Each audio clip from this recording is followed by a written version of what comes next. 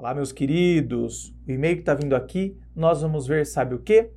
A essência desse e-mail, nós vamos ver a luta entre a razão e a emoção. Principalmente nos términos.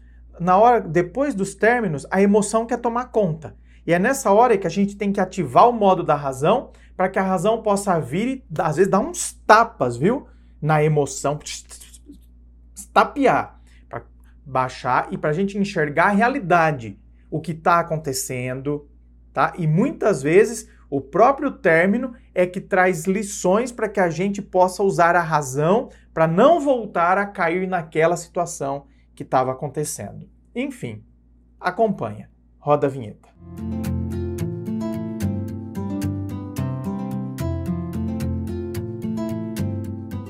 E antes do e-mail de hoje, deixa eu lembrar você que aqui embaixo na descrição deste vídeo tem as informações da gravação privada. É a análise que eu vou fazer aí do seu caso, da sua história, compartilhada somente com você, sem fila de espera. Tem também as informações dos meus livros, Dor de Amor Tem Jeito, Teu Amor Próprio Te Salvou, que vão te auxiliar neste processo do autoconhecimento. Vamos então ao e-mail dele que diz assim: olha, rapaz, essa semana só estou recebendo um e-mail de homem. Olá, André. Comecei a acompanhar seus vídeos recentemente para me ajudar a enfrentar meu término de relacionamento. Gostaria de compartilhar minha experiência e, quem sabe, receber um conselho. Vivi um relacionamento de 2 anos com uma garota com uns 4 términos no meio do caminho. No início trabalhávamos juntos e eu a recebi na empresa em questão. Começamos a ficar pouco mais de 2 semanas depois da sua entrada. Eu dei a primeira investida, pois desde o primeiro dia que a vi, senti algo diferente por ela. De início, ficamos cerca de 1 mês e meio, em segredo, e eu comecei a cogitar a ideia de querer algo sério com ela, porém a mesma dizia que não tinha interesse em ter um relacionamento sério no momento, tanto por não ter clareza sobre o que ela sentia, quanto por medo de nos prejudicar no local de trabalho e por esse desentendimento parar de ficar ali, nos prejudicar no local de trabalho e por esse desentendimento parar de ficar ali. Ficou meio estranha essa frase, mas vamos tocar o barco. No entanto, nossa convivência no local de trabalho começou a ser afetada. Quando estávamos no mesmo ambiente, mal conversávamos. Porém, mantivemos alguns hábitos, como jantar no mesmo horário ou ir embora juntos, o que era estranho e eu sabia que aquilo estava me fazendo mal. Porém, continuava próximo a ela porque tinha esperanças de que ela voltasse atrás e nos desse uma outra chance. Tivemos algumas recaídas e, nesse período, voltamos a ficar frequentemente depois. Novamente durou apenas 1 mês, novamente em segredo, e minhas intenções não mudaram e nem as dela. Ou seja, você queria algo sério e ela não. Então, com mais um desentendimento, paramos de ficar de novo. Afinal, ela se dizia confusa com os sentimentos e não sabia se gostava de mim, a ponto de levar esse relacionamento adiante por medo de me magoar. Só que o ambiente de trabalho, como sempre, nos deixa próximos e como não era fácil controlar os impulsos e o que eu sentia, acabei investindo novamente e então a gente voltou a ficar. Dessa vez, deixei claro que eu queria um relacionamento sério, sem esconder de ninguém, para que pudéssemos viver de verdade essa experiência e assumir a responsabilidade de que se algo desse errado, eu seria o culpado pelo meu sofrimento, já que eu estava correndo atrás de ter esse relacionamento com ela, a mesma a aceitou e com pouco tempo depois a pedi em namoro, ela disse sim e namoramos por 7 meses. Esses em que ela se declarava abertamente para mim. Dizia que me amava e que aquela tinha sido a melhor escolha, porém alguns problemas pessoais da parte dela começaram a afetar diretamente a nossa relação e ela se sentia mal por não poder se dedicar ao nosso namoro como ela achava que era o certo, mesmo que eu não cobrasse essa dedicação da parte dela. Com isso veio um desgaste, o término aconteceu novamente, outra vez da parte dela e outra vez dizendo que não sentia por mim o mesmo que eu sentia por ela. Ela afirmava que amava minha companhia, o modo a qual eu cuidava dela e me preocupava com o seu bem-estar, só que ela não conseguia retribuir e não achou justo continuar assim. Ou seja, vocês estão vendo que aqui o motivo é sempre o mesmo. E a gente continua insistindo.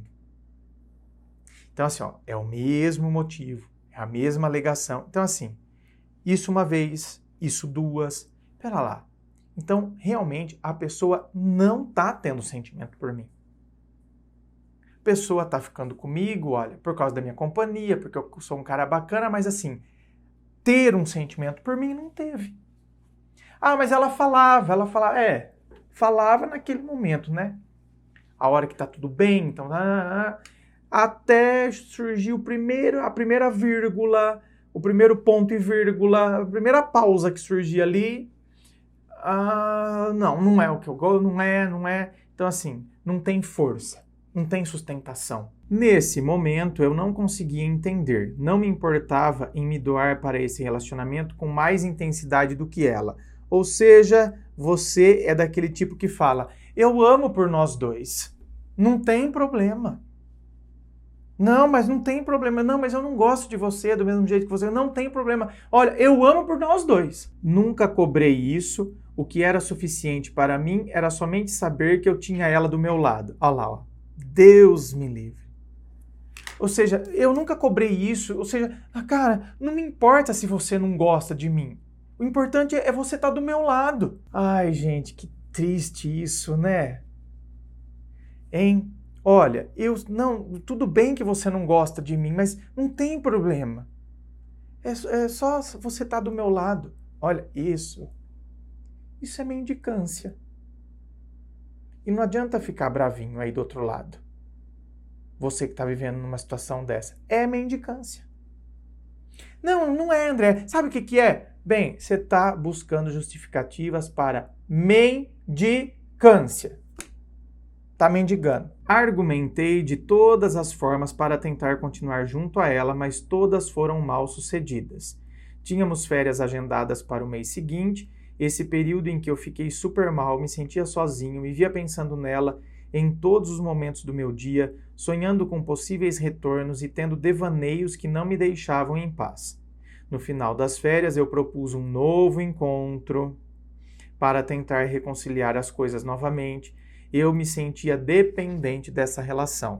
Se sentia, não, bem. Tá.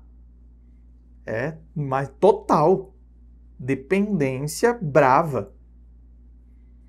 Nos encontramos e até ficamos, mas de início ela não aceitou a retomada do relacionamento, mas eu disse que não desistiria e me manteria aberto a uma nova tentativa. Alguns dias depois, voltamos a trabalhar e ela me procurou dizendo o quanto aquele encontro e voltar a ter contato comigo a fez repensar sobre a situação e eu, como estava frágil e queria ter esse namoro reatado a todo custo, tentei novamente propor a ideia e então ela aceitou. Após isso, passamos por alguns momentos delicados em nossas vidas.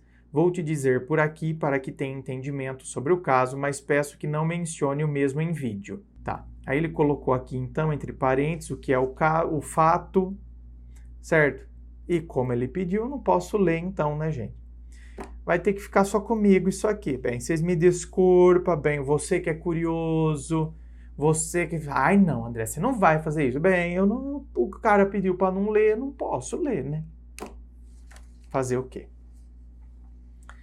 Tá, aí aconteceu esse fato, então, certo? Que foi um fato aí que deixou o momento deles meio delicado. Não tem nada a ver com traição, viu, gente? Foi um divisor de águas. Nos aproximamos mais do que nunca. Parecia que a partir dali, por toda a cumplicidade e todo o apoio que demos um ao outro, seria de onde finalmente as coisas fossem entrar nos trilhos e ter o caminho correto. Vivemos ótimos momentos depois disso, viagens, shows, festas, parecia que estava tudo ótimo. Até de emprego nós mudamos, então aquela pressão que existia de ter um próximo ao outro todo santo dia não tinha mais. Depois dessa última retomada, passamos 10 meses juntos e ela dizia sempre o quanto me amava. Ela fazia planos para nosso futuro e aquilo foi criando dentro de mim uma expectativa para que eu pudesse chegar ao ponto mais alto da relação, que seria pedi-la em casamento. foi o que fiz, pedi e recebi o sonhado sim. Até tive medo de que esse pedido nos prejudicasse, mas ao contrário. Ela contou para amigos, família, sempre exalando felicidade ao relatar o pedido para as pessoas. Só que, de repente, o que eu tinha medo aconteceu novamente.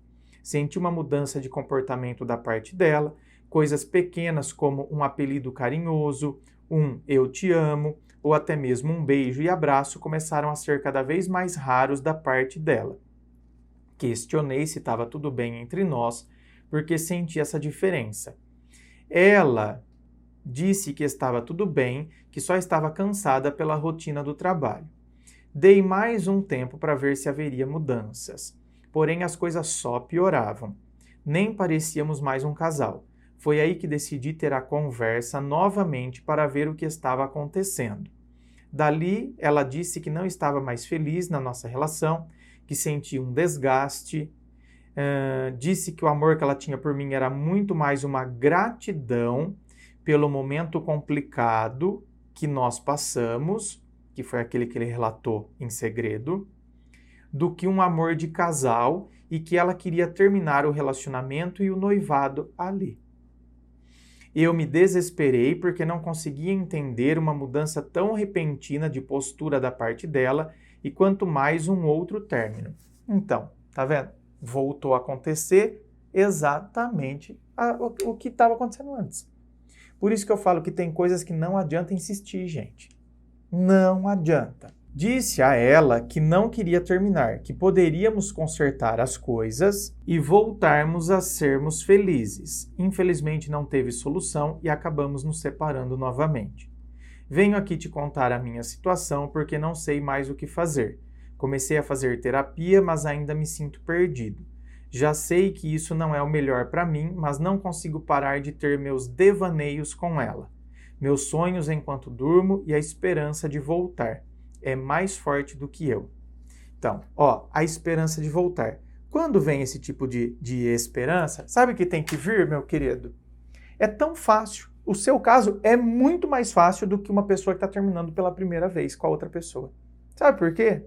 Porque quando vem a esperança de voltar, o seu cérebro tem que virar para a sua emoção, ou seja, o cérebro, ele pega bem aquele porrete, você entendeu? Lembra do Homem das Cavernas, com aquele porretão na mão? Então ele pega aquele porrete, o cérebro, olha para o coração, que está representando as emoções, e fala: Você tá com esperança de voltar, seu trouxa? Falando para o coração. Tá? Quer voltar? Quer voltar para aquilo? Quer voltar para uma pessoa que estava com você por gratidão? Quer voltar para uma situação onde isso vai acontecer de novo? Só uma questão de tempo? No coração, que representa as emoções. A gente precisa colocar a razão, gente, para dar às vezes uns tapa na emoção. Precisa. Porque senão a emoção nos domina, eu fico nesses devaneios, porque são devaneios. Eu fico em momento porque era assim, porque era assado, porque era assim, porque era assado. Não é. O que eu tenho hoje? Eu tenho aqui. Antes a pessoa falava para mim que não tinha o mesmo sentimento que eu, e eu lá. Ai, não, mas não tem problema. Ou seja, eu amo por nós dois. Agora está se repetindo o eu amo por nós dois de novo. Só que agora, o que a pessoa está falando para mim? Além dela estar falando para mim que ela não tem o mesmo sentimento que eu. Porque é isso. Eu não tenho o mesmo sentimento que você. Só que agora, por que então que eu fiquei tanto tempo com você e aceitei? Porque hoje eu consigo enxergar que, na verdade, foi por gratidão. Por causa daquele momento complicado que nós passamos, e aí você me amparou. Então, quer dizer, poxa, é gratidão. Ou seja, novamente, ela está repetindo o que já tinha sido falado lá atrás. Eu não tenho o mesmo sentimento que você. Ah, não, mas não tem problema. Lógico que tem. É óbvio que tem. A pessoa tem que estar comigo quando ela tem o mesmo sentimento por mim. O mesmo, André, é lógico. Se eu tenho amor, a outra pessoa tem que ter amor por mim. O que pode ser diferente é a intensidade. Então, numa relação, pode acontecer que um ame mais que o outro? Sim. né? Às vezes também a gente confunde. A gente acha que o fulano de tal ama mais que a outra pessoa, por exemplo. Mas às vezes não. É que o outro é mais carinhoso e a outra pessoa é mais fechada, mais secona. Mas não significa que ela não ame. Talvez o seco, a pessoa que é seca, talvez ame até mais que o outro. Só que eu não tenho como mensurar isso. Por quê? Porque a pessoa é mais seca, ela é mais fechada. Ela não é de ficar falando que ama a todo instante, que está com saudade, mas ela tem atitudes disso. Né? Ela demonstra que ela sente saudade, fazendo questão de todo final de semana estarem juntos, de programando coisas juntos, entendeu? Se ela não tivesse saudade, ela pouco se importaria de se encontrar no final de semana, de fazerem programas juntos, tal. Então, né, teria ligado já o dane-se e estaria numa rotina de namoro, tipo, tanto fez, tanto faz. Então, a gente, às vezes, mãe tem que tomar cuidado, porque às vezes a gente acha que alguém ama mais que o outro só porque o outro fala mais, que é mais carinhoso. Então, é o que eu estou dizendo. O que pode, às vezes, variar é a intensidade. Mas é o mesmo sentimento. Um tem amor, outro tem amor. Só muda a intensidade. Um tem o amor no nível, tá? Pelo amor de Deus, vai achar que tem como a gente colocar níveis, né? Igual dar nota para as pessoas. Então, um estaria no nível 9 do amor e o outro estaria no nível 7. Só que o conteúdo, né? O líquido aqui, então coloquei lá naquele copo medidor, né? Coloquei água no copo medidor. A água aqui deu 500 ml e a água aqui deu 300 ml. Então, quer dizer, o que eu tenho nos dois copos? O mesmo líquido, H2O.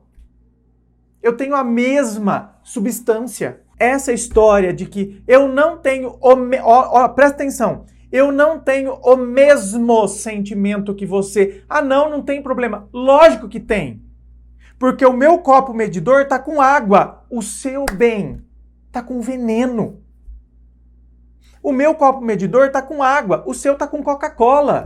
Não é a mesma substância. Ou seja, quando eu faço uso da razão, eu começo a colocar a emoção no seu devido lugar. Um dia eu fico decidido que não quero mais. No outro muda e eu já entro em desespero. Agradeço a atenção e parabenizo pelo canal. Muito obrigado, meu querido. Mas esse negócio de um dia pensar uma coisa, no outro dia, isso é normal, tá? Nesse processo pós-término é normal. Agora, aí é que tá. Nos dias em que eu entro em desespero, é a hora que eu tenho que ativar o modo razão.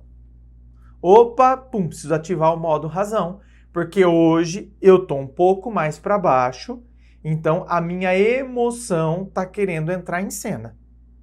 Então vem o mundo emocional, e aí o mundo emocional, parece que eu tô com aquela dor, eu entro em desespero, e na hora do desespero eu quero a droga. O viciado, na hora do desespero, ele quer a droga a qualquer custo. Inscreva-se. Fico aqui aguardando a sua inscrição. E aí? Já deu o seu like? Não deu ainda? Dá o seu like. Compartilhe com um amigo seu que muitas vezes está passando por uma situação dessa. Deixa aqui no comentário também o que você acha dessa história, como você enxerga tudo isso. Muito obrigado, beijo no coração e, é claro, um forte abraço.